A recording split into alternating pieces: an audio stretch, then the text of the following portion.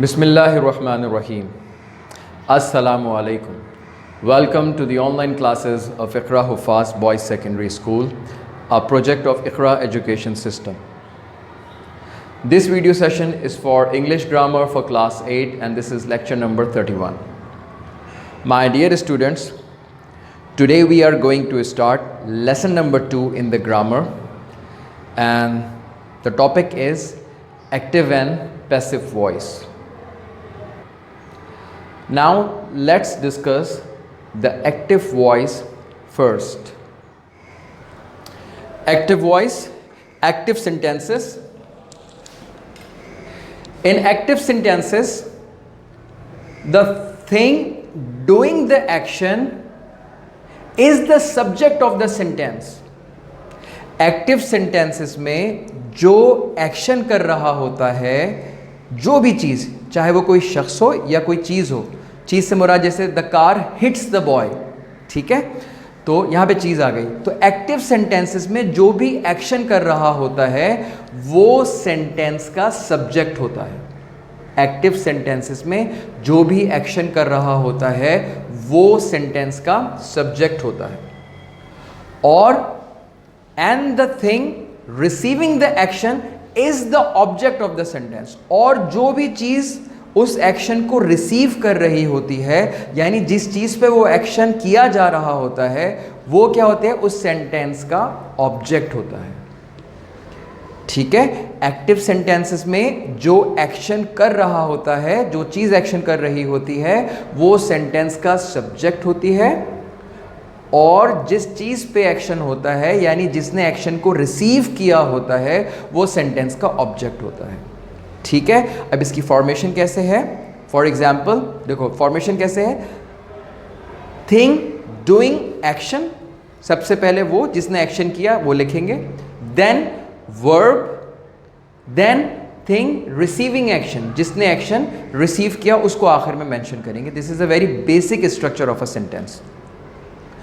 Examples: Ali kicks the ball। अब who is kicking the ball? कौन kick मार रहा है? अली। तो एक्शन कौन कर रहा है? अली। तो सब्जेक्ट कौन हुआ? अली। ठीक है, अच्छा, क्या एक्शन कर रहा है? Kicks. It is a verb.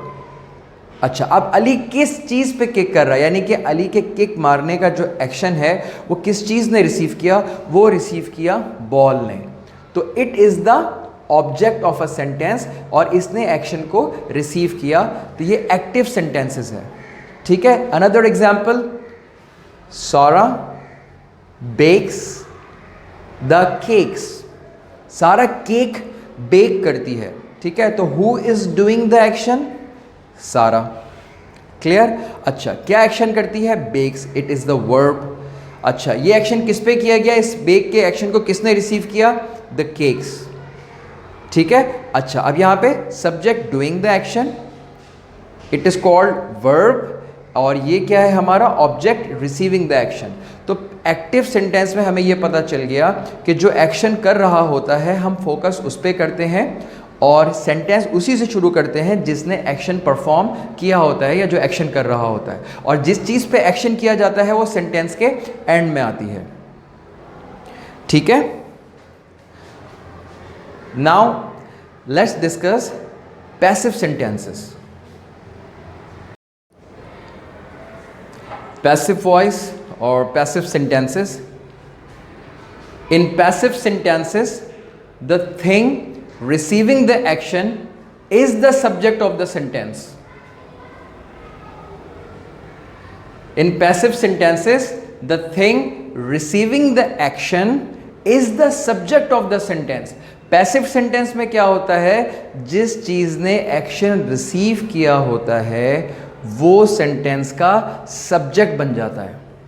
ठीक है, पैसिव सेंटेंसेस में क्या होता है? जिस चीज़ ने एक्शन रिसीव किया होता है, ठीक है, वो सेंटेंस का सब्जेक्ट बन जाती है, बन जाता है। ठीक है, और जिसने एक्शन किया होता है, and the thing doing the action, यानी कि doer of an action is optionally included at the end of the sentence. तो हम उसको कभी अगर ज़रूरी होता है तो कभी लगा देते हैं, और अगर हमें पता नहीं है या इम्पॉर्टेंट नहीं है या ऑब्वियस है तो फिर हम उसको ऐड नहीं करते। तो ये ऑप्शनली होता है इस वजह से हमारे पास, ठीक है। तो पैसिव सेंटेंसेस में क्या होता है, पैसिव सेंटेंसेस में जिसने एक्शन रिसीव किया होता है वो हमारा सब्जेक्ट बन जाता है सेंटेंस का, और जिसने एक्शन, और जो डूअर ऑफ एन एक्शन होता है वो ऑप्शनली सेंटेंस के एंड में चला जाता है, ठीक है।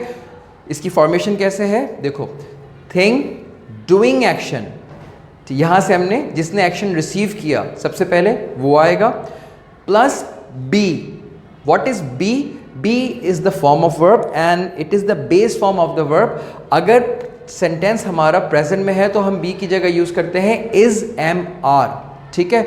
और अगर टेंस हमारा पास्ट में है तो हम इस बी की जगह यूज करेंगे वॉज वर, ठीक है। और अगर परफेक्ट है तो ये बी क्या बन जाता है, बीन। ऑलराइट, तो thing receiving the action plus B means is am are या फिर वॉज वर।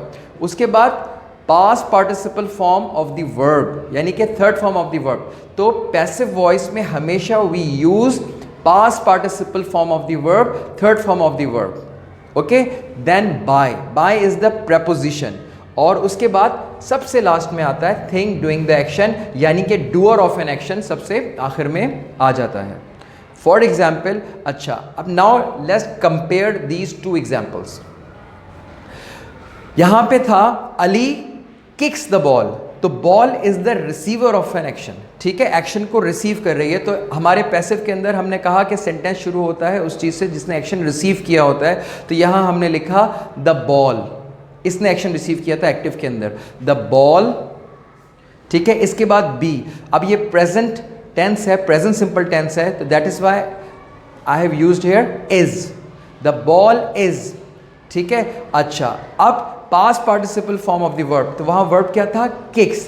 तो what is the past participle form of the verb, kicks, kicked.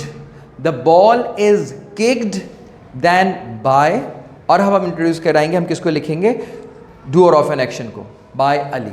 The ball is kicked bye Ali, तो जो डूअर ऑफ एन एक्शन था, जिसने action, वो सबसे आखिर में आ जाता है।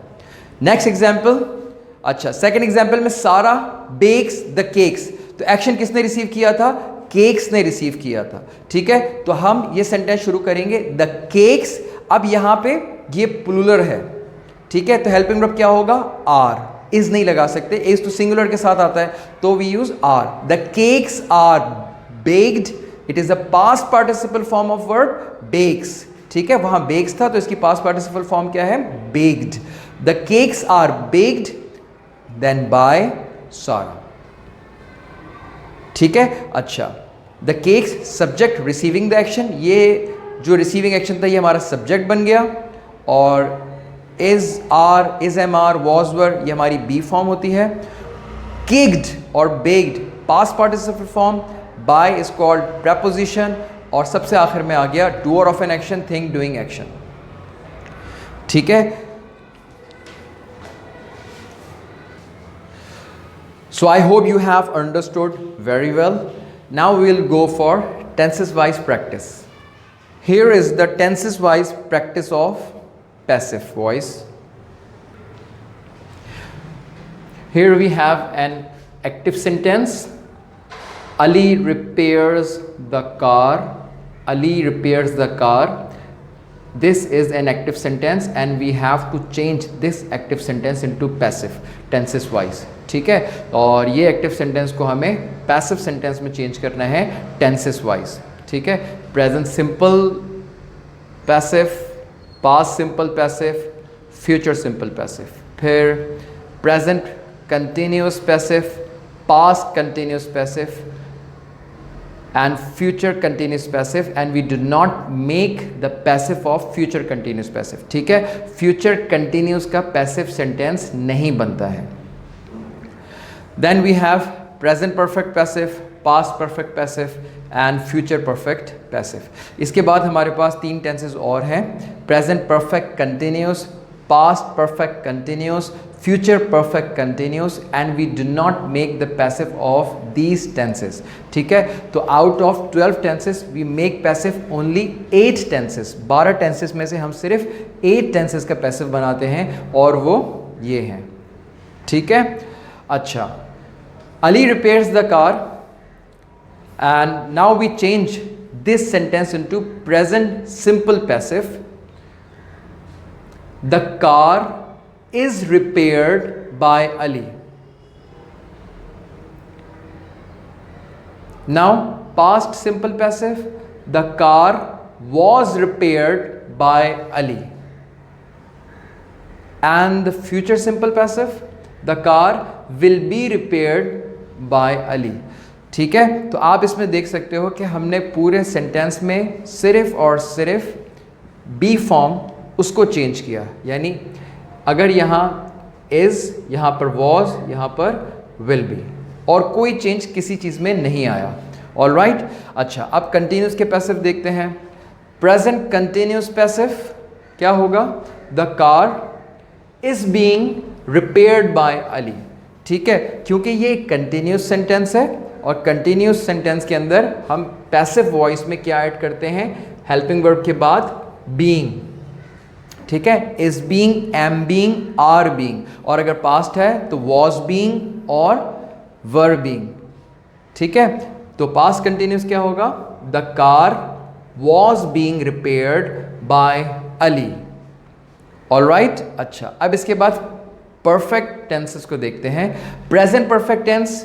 अच्छा, प्रेजेंट परफेक्ट टेंस का हेल्पिंग वर्ब हमारे पास हैज़ और हैव है. अगर ऑब्जेक्ट हमारे पास, सब्जेक्ट हमारे पास आई, वी, यू, दे इसमें से है, या कोई प्लूरल नाउन है तो हम हैव यूज़ करते हैं, और ही, शी, इट कोई सिंगुलर नाउन है तो वी यूज़ हैज़. ठीक है, आपको और पता है ये चीज़.